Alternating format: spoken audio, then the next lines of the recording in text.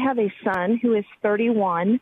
He was in college, and he spent and was on credit and got himself in a situation where, his money was tight, and he learned a valuable lesson because of tough love by mom here and had him pay a lot of that himself. Now, he has a very good job.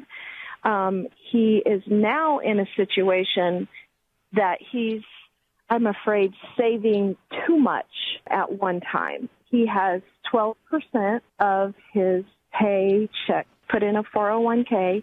The company matches 6%, but he has a 4-year-old son, a 1-year-old, not only been married 5 years, and sometimes I see them doing without, and I don't know if I should encourage him not to save quite as much, maybe to hold back just a little because of his age. He has a longer term of investments and those kinds of things. And I would love to have your opinion in a Christian way of maybe how I could minister to him a little. Well, if I should even. Yeah, I mean, I think it wouldn't hurt if he's willing to listen.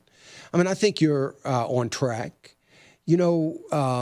Paul tells Timothy that we are, I think he uses the words, pardon me for paraphrasing, but tells Timothy that, we are to provide for those under our roof. If we don't, we could be worse than an unbeliever.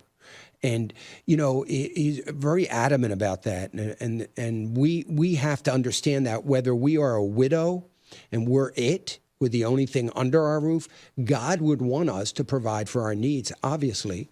And God wants him to provide for the needs of his family.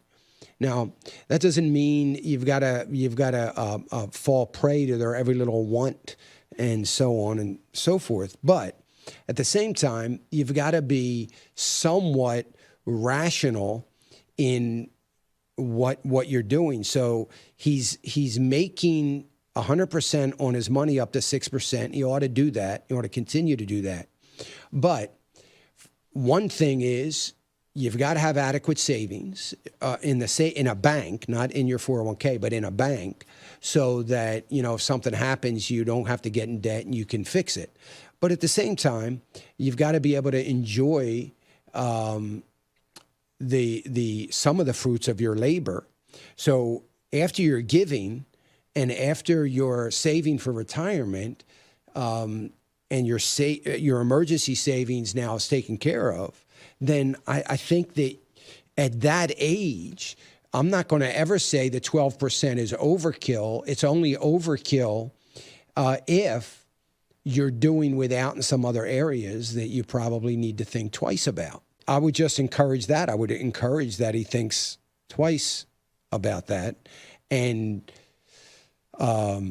understand that at his age, at 65, he's going to be in a very good place.